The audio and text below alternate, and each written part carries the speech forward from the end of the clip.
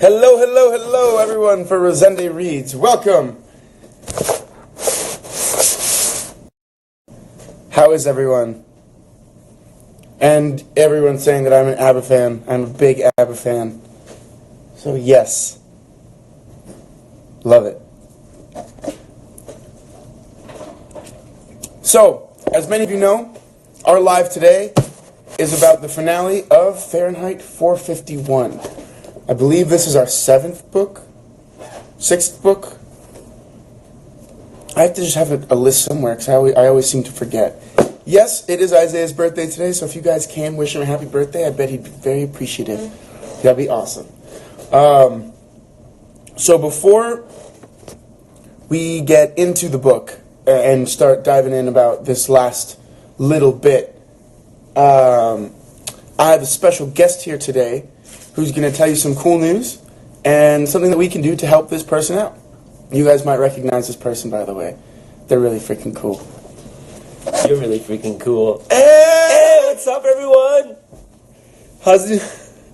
Let's see these people. Oh, they saw it. Bonjour, ça va tout le monde? So, first, I just wanted to say infinite thank yous to all of you Rosende readers, because you've helped so much in the process of this whole Audience Choice nomination, and so I just wanted to thank you, and Berto gave me the opportunity to do it, and so here I am. And now we're in round 2 of the voting, so we're officially nominated. If you go back on the website that I post the links to on my stories, you can vote 100 times a day, every day until the 20th, and there's also 2 other ways to vote. You can check everything on my story. So that's it for me. All right, so each of us, when we finish, are going to go vote for Jade. When we finish our live today, we're each going to go do that. And we're going to make sure he wins. Jade told us that last year, in the entirety of the voting, they only had 2 million votes. And then this year, with our help, they got 5 million already. So it's going to be a crazy voting session with all the fans from all over the world, of all the people doing So all of these shows are really going in. So we have to make sure that we show them that we're the best fandom ever. So let's make that happen.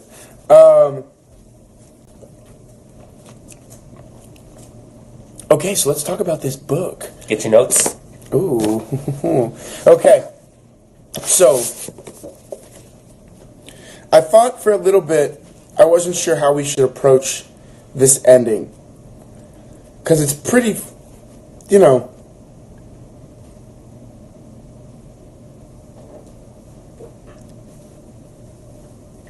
it's pretty epic, the way this book ends, I think. And I, like many of you have tweeted me this week, I did not see it coming, the way this book ended at all. To me, I really like the ending. To me, the ending was shocking, but it feels... Good morning, Mother. My mom goes, good morning, son. Good morning, Mother. How are you? I liked this ending a lot. Okay, I'm going to give you my honest opinion about the book, and then I'm going to ask you yours, and I'll read them out loud for everyone. So my honest opinion about the book was, I really enjoyed it. I thought it was fascinating. I think it was a very specific... yes, Niner Girl 6, the ending made me like the book more. I thought it was a very specific case that Neil Gaiman talked about. Remember, when I read the foreword by Neil Gaiman, Fahrenheit 451 is a speculative fiction. It's an if this goes on story. Ray Bradbury was writing about his present, which is our past. He was warning us about things. Some of those things are obvious, and some of them, half a century later, are harder to see. Listen, if someone... So, to me, I understand this, but it left on a note that, like a fire that keeps on burning, humanity has that circle. Well, that doesn't mean we don't rise like a phoenix from the ashes, and I think that's something that was interesting. To me, it ended on a very positive note. It ended on a note that made me kind of like hopeful and inspired and in awe at the tenacity of humankind. But unlike 1984, which 1984 left me very despondent, distressed, depressed. 1984 was a very heavy book. People have been asking me, which do I like better? And I had always said I liked 1984 better. I think it did what Fahrenheit talks about. I think that I think 1984 did it better until I read the end, and then the whole book made sense to me. So I really enjoyed it. I loved it. I thought we'll talk more about it later. But everyone, let's hear your opinions now. What did you guys think of this book? It's Mallory YC says, I feel like the way that humanity was portrayed in this book left for hope in this world does not truly come full circle. Boom. Niner Girl 1984 was very cynical. I agree. I think the ending was perfect. 1984 left me feeling hopeless. This one gave Montag and society the chance to start again. We were not too far gone. In 1984, we'd already gotten past that point. The only hope was in the paroles. Here, hope exists in every person, as long as they, remember the book. Yeah, and it's like, I think this book was more satisfying because there was that, like, Montag was like, I took control of what I wanted, and I burned the world around me that didn't work. Which is kind of badass if you think of it in today's day and age. Not to literally burn things, but to set fire to the institutions that oppress us. I think that's a cool idea. I hated it in high school. I read it for summer reading my senior year. Rereading it 10 years post-high school, it changed my mind. I don't love it, but it's much better than I gave it credit for in '08. I can honestly see how that's possible because in my mind it wasn't my favorite, but I can see reading it again might really get me there. I thought it was a great book, but I enjoyed it. The end was the best part, and I'm happy that he didn't die. And the fact that it's a spark of hope, a fire of hope. Yes, Anna Cat Fernandez. Gosh, always on point. I feel like the book altogether changed me as a person. Interesting, Snowy Zachary Briniger. Why? How did it change you? Remember, guys, when we think of things like this, we need to get very specific with our feelings and our thoughts. Specificity is the root of everything. So, when something changed me, try to really go into why, how, really try to figure it out. What is the absolute grain of that? Because then it'll just be cool. It was difficult to get into the book at first, then it turned out to be really good, and the ending was great. It was a lot reading between the lines. Yes, it was. But I'm glad I read it, but actually did not enjoy it that much. Verena Lightwood, great. I'm glad you read it too. In my opinion, Fahrenheit 451 is a rather realistic future scenario. I enjoyed this book in every page. Wow, cool. I'm glad you enjoyed it so much. I think this book is eye-opening and perspective-changing. Thinking about it, something that really happened is heartbreaking, not being able to free your point. Wow, yeah. I really like this book. I had to read this book for my honors class freshman year. Now I read it for the second time. I really liked the ending because it was unexpected. Yes, it was. Jade got me Starbucks because he's the best. You guys should all get your own Jade. You can't take mine, though. Get your own.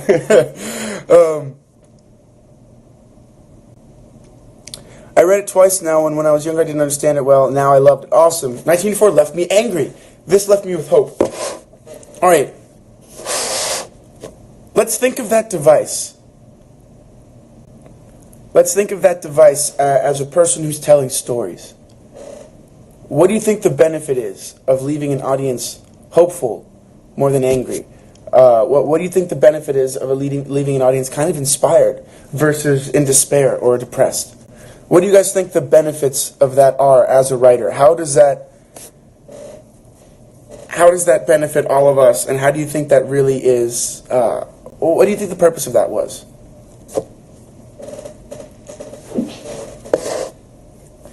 Bless you. And someday we'll remember so much that we'll build the biggest goddamn steam shovel in history and dig the biggest grave of all time and shove war in it and cover it up. Love that quote. Come on now, we're going to build a mirror factory first and put nothing up but mirrors for the next year and take a long look in them. To me, that was very Hamlet. Hold the mirror up to nature. Depression leads to a lack of action, but hope leads to taking action. Cool. Cool. I think the benefit is that the audience would read the book again and keep loving it like they did the first time. Do you think Forever would have been less surprising if we had read 1984? You know, I think 1984 would have been more surprising if we'd read Fahrenheit 451, but I think this book's impact was a little softer because it's softer than 1984. But speaking of this, to me, okay, let me keep reading. 2008 was a year that ended with hope. The Obama presidency was drawn out of a new day. Was the dawn of a new day. 2018, the second year of the dumpster fire. I need hope now. In complete agreement. Don't worry, there is hope, and that's what I think this has done. I think we're living in the Fahrenheit one, not in 1984. We still have the opportunity to have it end that way. Hopefully it's not going to end that way at all. Oh my God, no. But I'm saying like there's hope, always. I think that Orwell's intention was to open our minds to changing to something we have to work on. Fahrenheit is more optimistic.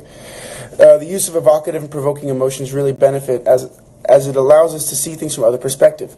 Yes, Sarah Ware, that's what I wanted to say.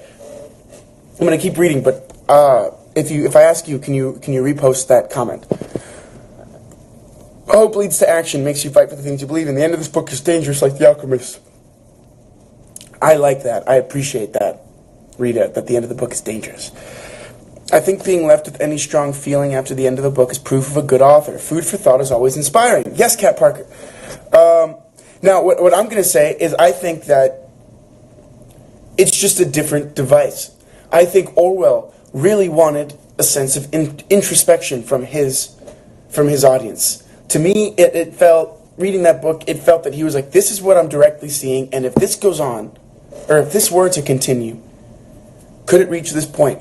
Would we allow it to reach this point? When you're reading a world that has reached this point where the party is in complete control, does it bring you to an intense anger at the same time, an intense despair because society was allowed to get to that point, and an intense anger that there can't be anything done? I think that breeds for a lot of introspection, whereas Fahrenheit 451 does do a lot of that, but it makes me want to change my actions day to day. Like, how am I perpetuating this book of reading, like this world of reading, and the books are important. And there's actually there's a quote I want to read you guys that I read the other day by Jorge Luis Borges. So I will, when my iPad charges, we won't get there. I like the idea of having books in people's mind. Knowledge we have is matter, not the appearance. Yes. Isn't that cool? That they're like, now you are the book of Ecclesiastes. To me, that was like, oh, this is such an interesting, such a cool thing. And I love it. Like, we'll remember when we need it. And then on the way to the city, he remembers. I think it's cool. Leaving the reader anger can leave them frustrated. I threw 1984 across the room when I finished it. A more hopeful ending inspires and motivates. I did the same with the Six Shadowhunters book when I read What Happens to Simon. I threw it across the room.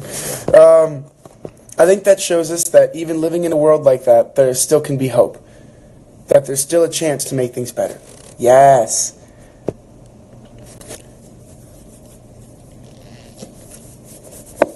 But it's like a good danger, like when the book monotypes you the first time, the good way doesn't burn it, but also keep warm. Yes.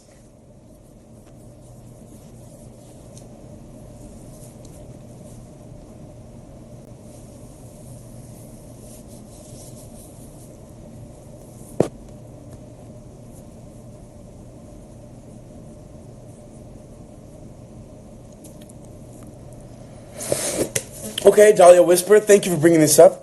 I'm getting a Fahrenheit tattoo and did a thesis paper on it. I love the aspect of danger that comes with this story.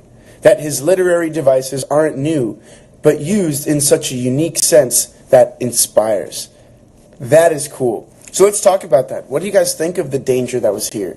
That was one of my favorite scenes.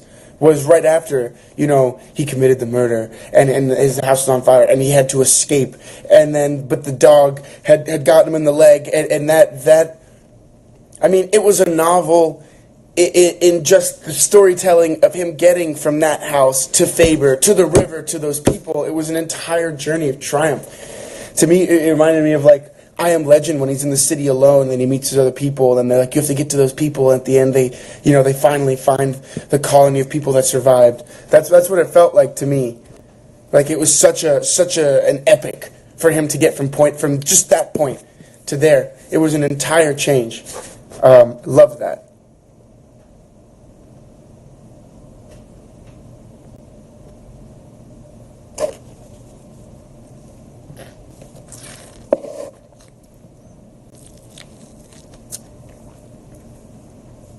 Interesting.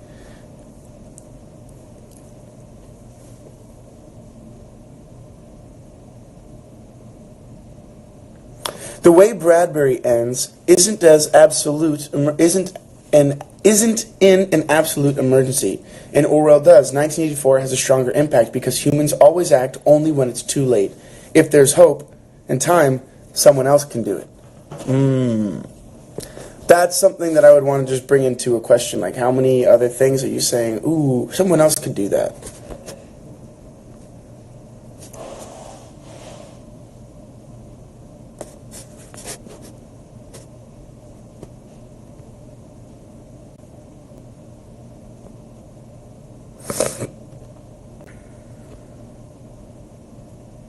Oh, sorry guys, I fell behind in the comments. I'm scrolling all the way down. Here we go. I think the full circle of them becoming books and makes me think a lot of Native people who still to this day have elders who are books, and I find that so interesting. Let's talk about that. How much are we books? We're all stories to be told, and we cannot be judged by our covers. I love that. Montag was so smart. I agree. He was very smart, but he was also it was almost like the fires that he set finally ignited a fire within him, and he was ready to take on this world. You know, the veil had been lifted, and he was like, I can no longer be a part of this nothingness.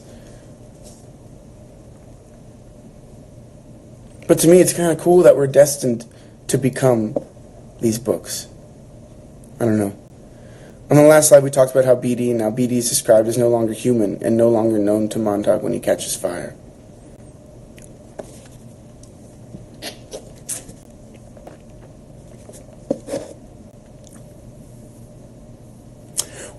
Lopresti Mariana, you're so right. What Montag did to the chief literally shocked me. Can we talk about that? That whole sequence? Also, so his wife sold him out? Ugh! I felt so bad. I was like, yo, that's super betrayal.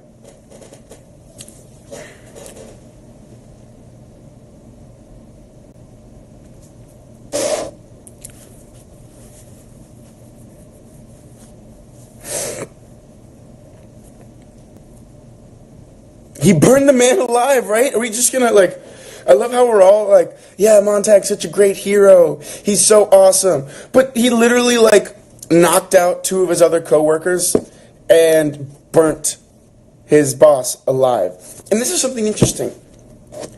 The only times we saw anything relative to, like, a friendship were the people that came over the house that one time that he quoted poetry to, and then, like, Faber was his friend, and then the other books at the end. But other than that, there was no, like, friendship. There was, like, no kinship between him and his boss. He had, like, no remorse about doing it. I thought that was crazy, man.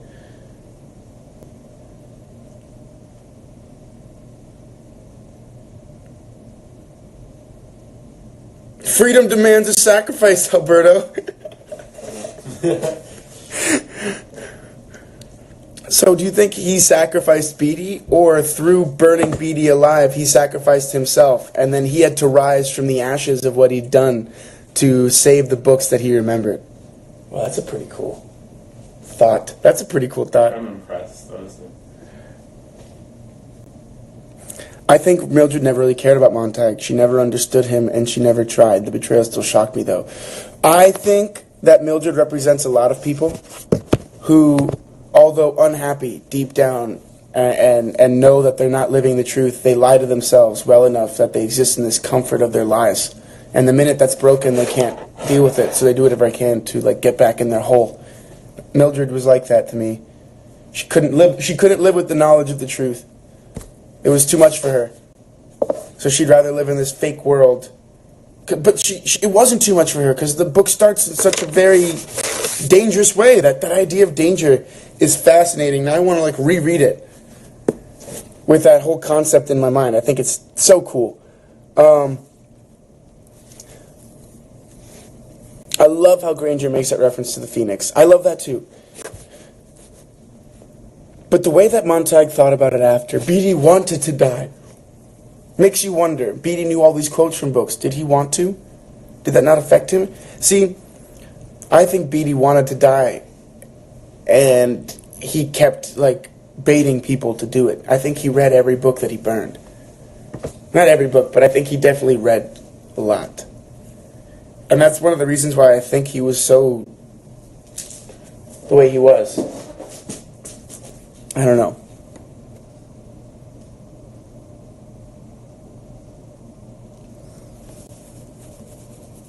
Oh, thank you. The text from Borges. I'm waiting for my, Actually, can I borrow your phone? Yeah. Can you go to Instagram and go to Niche?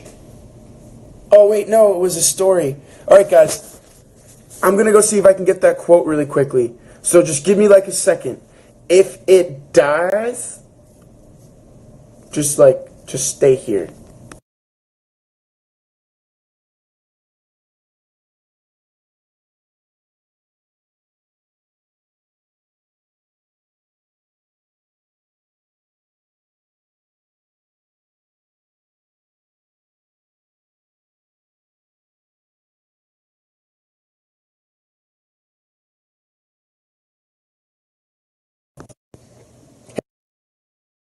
Hey, I'm back.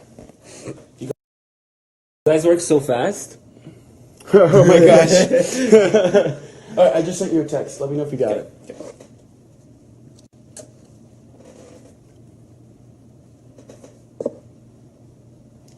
Yeah. Oh, thank you guys at Safe for Alberta. That was really nice. I didn't know lives could pause too. That worked out really well. All right, so everybody, I follow this Instagram called Niche _Niche _NITCH.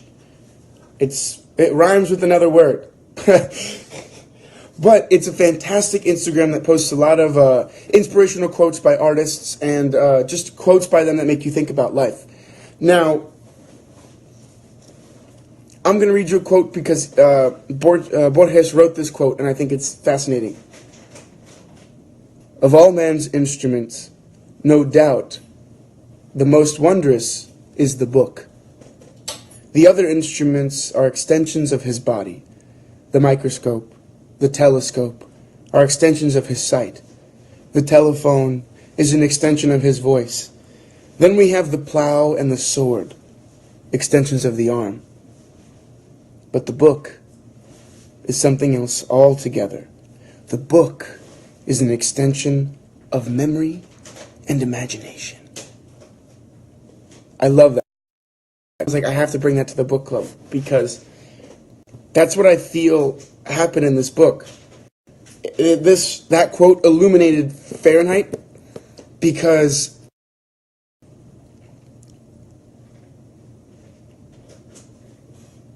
their memory was kind of gone. The past, isn't this something interesting that every single one, the past isn't something they very much remember? Montag didn't remember where he met his wife. Without books, without this free thought, memory is screwed up. We always think we make art because we need it to express ourselves, but what if we need it to remember?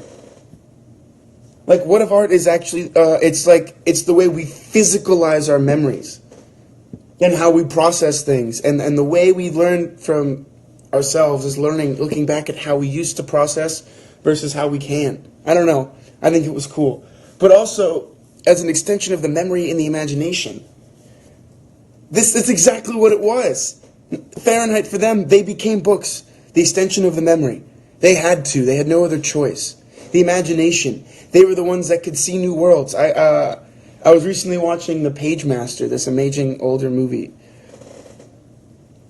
One of my students wrote something like, words are like different colors of paint and writing is art. The book is the canvas. That's fascinating. To make our thoughts tangible. Yes. I thought that quote was just badass and really illuminated a lot of of the book to me. It was like, wow, that makes total sense. This quote reminds me of an Italian poet said, "I write because I want to be immortal." Petrarca. That's so cool.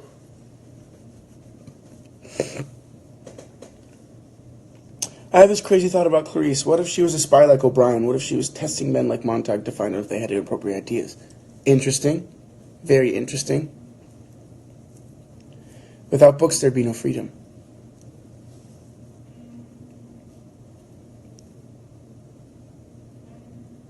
So was Beatty. Beatty was a different book. That's so cool.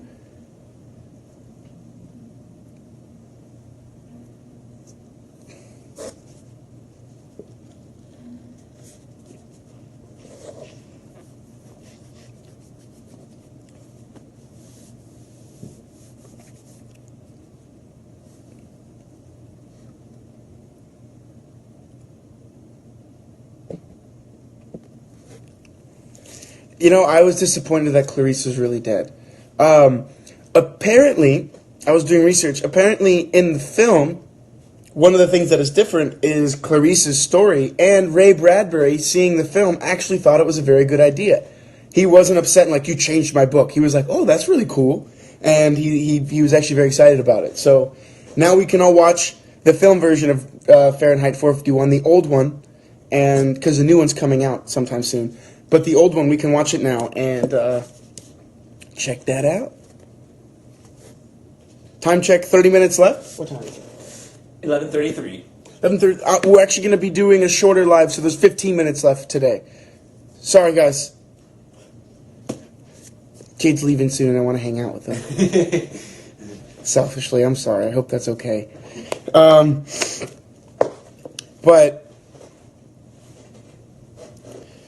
you can't make people listen. They have to come around in their own time, wondering what happened. If the bomb hadn't happened, I wonder what would have made society become like Montag. The proles. I think the world that Montag lives in is the world prior to 1984. I think it's like the party hadn't quite taken over yet. It was there.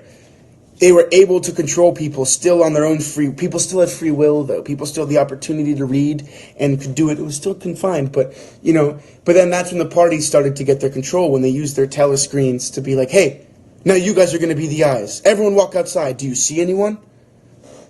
I thought that was crazy. That was one of my favorite parts because I can see it in a movie. Everyone's like zombie-like, just listening like they're robots. We're not robots. Right, Jay? Not yet. Let's not become robots. We're not robots. We have that power still to stay human. They all chose to stop reading. They all chose to let other people's opinions of that go away. You know, at first it wasn't cool, I bet, and then eventually it became dangerous. Next thing you know, quoting speeches could get you to... And think about it this way. What is the way in which... This is something that I'm gonna say right now, and I want you guys to take it in. What is the way in which Beatty harasses Montag about him reading? He uses this newfound intelligence or wisdom, all of this shit. He tries to make him seem like this intelligence or whatever is dumb. It's a waste of time. He's like, why are you learning all of that? It means nothing.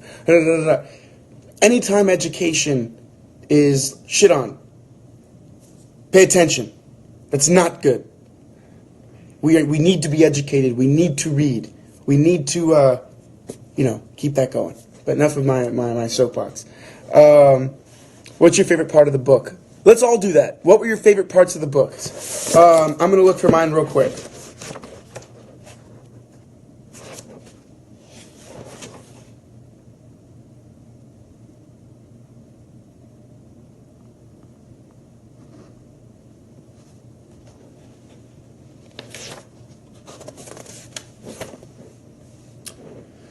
I had something I wanted to read. Knowledge is power.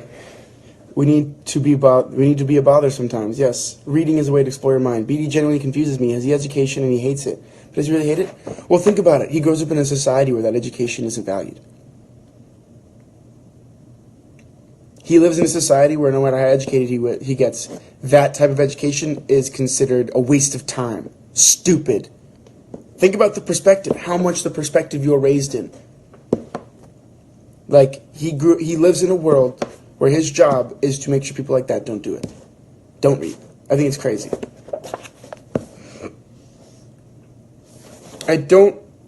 There was, it's 134, I think.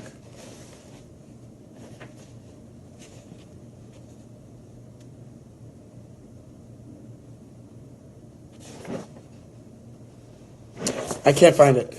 The oddly, the part where the Hound uses an innocent man as a scapegoat for capturing Montag really struck me. Miss Sarah G. Why? Why did that really strike? Why did that really strike you? That they used an innocent man? Was it surprising because the government was willing to sacrifice someone for their own benefit and how they looked? How many times has that happened in the United States government recently, where I think our current administration has no problem sacrificing integrity, sacrificing something to pure good? But that's not just this. That's many a time. Positions of power will sacrifice integrity for superficial image.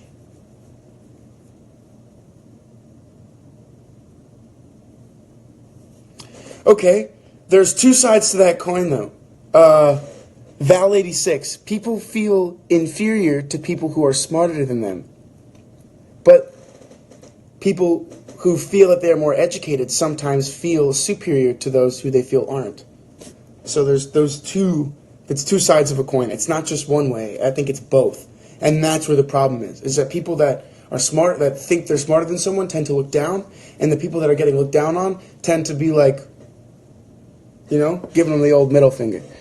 So it's both sides that make that a hard situation.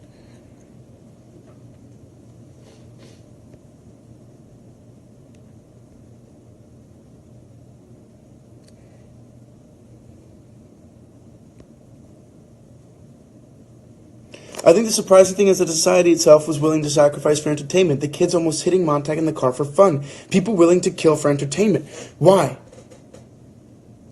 To me, that was a world without stories. Remember, they said their entertainment was baseless. The reason why they had no context for everything, because they never had a story. How much do stories put life in context? That's why we do it. Life is this big mess where it's a bunch of paint thrown at a dark wall. Whereas art gives it a canvas and a paintbrush with which to describe this craziness that we live in. So I feel like that was going to be a story. They were like, that one time we were driving 100 miles an hour on that 10-lane highway and we hit that guy who ended up being the fugitive. We saved the world. That would have been a story. I think people crave stories. And a lot of people crave a good one. That's why we do what we do, right? That's why we do what we do. We crave stories. I like the part about you not crying for the person that is dead, but for the things they will no longer do. Linda the Spud, if you could extrapolate, that would be amazing. Because I like that opinion. I want to see what you mean by that and how you can make it more specific. Meaning, like, tell me more. I think it's cool. Live as if you'll drop dead in 10 seconds. Awesome. I was impressed how he ran the metallic dog and makes it lose his trail, right? How cool was that? You see him start to be... the power of humanity, I think, is cool. He was starting to be like, okay, how can I make this work? And he did it. But then we never hear about Faber again. Faber's fate is just a guess. We don't know if he gets caught. We don't know if they went back and tried to get Faber. We don't know anything. We think so. We just don't know.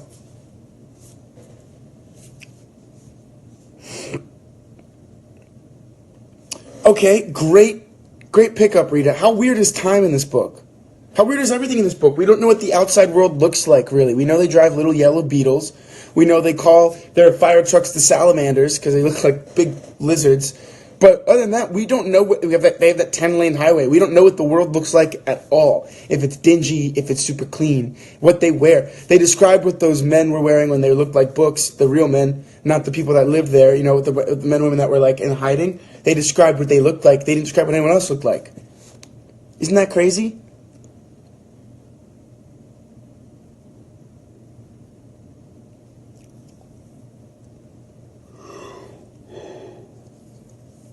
Did I cry at any part? No, I don't think I didn't feel like that about this book. In the book, the elderly scholar, I can't remember his name, who was talking to Montague when he says he doesn't feel sad about Mildred. The man was saying that he lost his grandfather.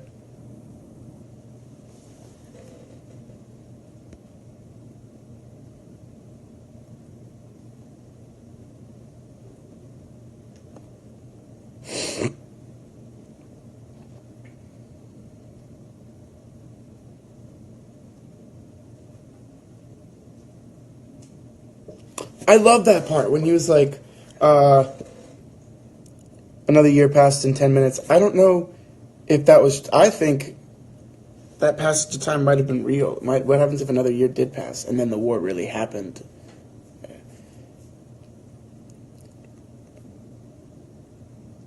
I think that's actually humanity's biggest superpower. Hope.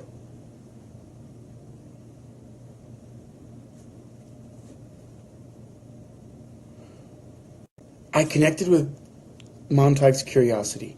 I thought that was cool. I thought Faber was a badass, but I connected with Montague's curiosity.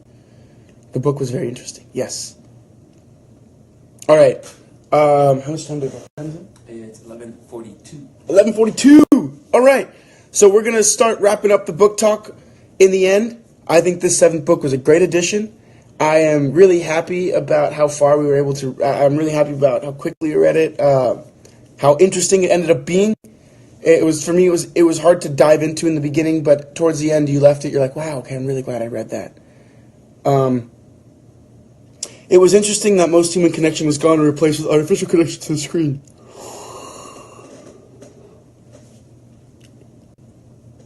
I thought that was interesting too, but I think that's saying something. We should, I don't think connection to the screen is bad, because it's a way to connect everyone. People that we couldn't connect with before because of distance. Did we have fun at battle yesterday? Jay, did we have fun throwing axes yesterday? Oh my god. You can send me that video and I'll send you. Wait, we'll post some videos, you'll see really cool slow-mo ones. Bradbury is a slow burn, pun intended. That's good. So yeah, we'll post videos from the axe place. It was a lot of fun. We threw axes yesterday for all of our birthdays. It was really cool. And now we're obsessed. We're obsessed. We have to go back. Chai won the tournament. He was a badass. Yeah. Stephanie has. There's a video of my hair girl Stephanie, badass, throwing the big axe for a bullseye. It was badass. She probably posted it. You gotta check it out. Yeah. So we're gonna wrap it up. Can you? I just want to say how impressed I am by all the comments that Alberto's been reading and all the things that you guys have brought into the conversation. It's so special. I'm kind of sad I didn't read the book. You should be. I know. I'm so behind. I'm reading like 5 books at the same time. Remember yesterday podcast 22? You know where it is? In what bag did you have? Oh, you put it in your coat in the pocket. It's underneath Cat's Cradle. That's okay. Bloop. All right, we are now going to talk about our next book, guys. 7 books down. We did it. We did 7 books. Wow, no way. Yeah, we've done 7 books. That's so amazing. Yeah. It's pretty freaking cool. Wow. There are a lot of chapters and pages in this book.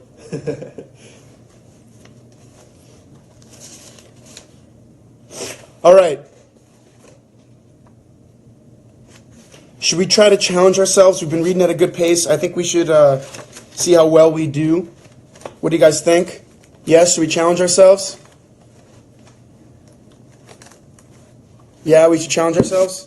Because I'm thinking 2 things. Oh, maybe we just go to 10. Yeah, let's do 10 chapters. 104 pages? Yeah. All right, guys. So as you know, Saturday or Sunday, I'm thinking of doing this from now on. I will always, I don't want to ever say something for certain, but I will say that most of the time what I'll do is during the week, we will have a poll for Saturday or Sunday, because I know some people it doesn't work for, but we actually get a bigger response. Lately, we've been getting a bigger meeting on Sundays. Saturdays, we have on average, about 70 to 80 people less in the room at one time, whereas on Sundays, we float around 200, a little more. So, during the week, I will have a poll. I'm thinking of going back and forth, so I'm leaning towards Saturday this week, because I want to go back and forth, and back and forth, and back and forth, so that it's easier for both people. But we'll worry about that. We'll make a poll. I'll put it up on Rosende Reads sometime this week, and that'll be the time. So pay attention. But, Catch 22. We're going to read up to chapter 10. In my book, that's page 104. Up to chapter 10, not through chapter 10. Up to chapter 10 for Saturday or Sunday at either Saturday at noon or Sunday at 11. Okay? Is that coolio with everyone? I know if we do Sunday, we'll miss the Australians again. So we might do Saturday so the Australians can jump back in. And then we'll do the following Sunday. I think that's the way it's going to work, because if I can be completely honest with you guys, Sundays works a lot better for me. Friday night we were working really late. Saturday morning would have been very difficult, whereas Sundays tend to just be easier for me to wake up. But we'll worry about that when the time comes, because I like Saturdays as well, whatever works. So, up to chapter 10. If everyone that does so well at tweeting that can tweet that for me, that would be great. That would be great. So, Sunday or Saturday, we will decide together by putting up a poll. First 10 chapters of Catch 22. I'm very excited to read this book. They're currently, I've heard, there is a movie. I think there's an old movie. I'm going to look it up. Oh, yeah, I think there is. Hey, Stella. She's still so good. Stella needs breakfast. So, I did just do a Scottish accent. I'm sorry if it was bad. I have not been to the Toronto Reference Library. That's a good idea to think of something to do. So, thank you guys so much for 7 books. We freaking did it. That's incredible. Everyone, don't forget, when we hang up, go vote for Jade 100 times on each of your platforms. I know all of us have Facebooks, Twitters, Instagrams, so we could vote at least 300 times a day if we wanted. I think we should try to double the amount of times we voted. And remember, guys, we want to get multiple things that I think is very important. In this category, Jade is the only person of color. I think we have to promote, we have to support our people of color. We have to really perpetuate and push them forward and lift them up. So that's one reason to vote for Jade. 2 reasons to vote for Jade is his work, and That's My DJ Season 3, is absolutely incredible. It is heartbreaking, it's truthful, it's connective. If you haven't seen it, I would check it out. It's great. He's very deserving of this award. And then 3, we have to show these people who the Shadowhunters fandom is. We have to show them that we support our actors and that we support our artists. And I think that's something very important. So, let's vote for Jade. Let's make it happen. 3 great reasons, of course. 3 great reasons. Keep spreading and tweeting and doing the amazing things you do. I'll keep posting and trying to keep it up for me. Thank you guys for allowing us to have that 5-10 minutes away from our book talk to help a friend. I can't wait to start this book. This book I've wanted to read for a very long time. So I'm very excited to dive in with you guys. Have a great week. It was really cool to witness you guys have the back and forth conversations, and it's very wise comments. I'm impressed. And I'll catch up. I'll join back again. I just have to finish 1984, and then I'll jump on this one. Super proud of you guys. See, our book clubs impress people. Knuckles. All right. I will see you guys later. Remember what I always say? Keep questioning things, keep being curious, keep being positive forces of change in your lives in whatever way you can. So much as helping someone, holding a door open can change their world, and that's little acts of kindness eventually lead to a giant ocean. It's true. So, have a great week. Thank you, everyone. Wishing me an early birthday and wishing Jade a birthday. We appreciate it. We'll have a great week, too. And we will see you guys this weekend for the first 10 chapters of Catch 22. Oh, God.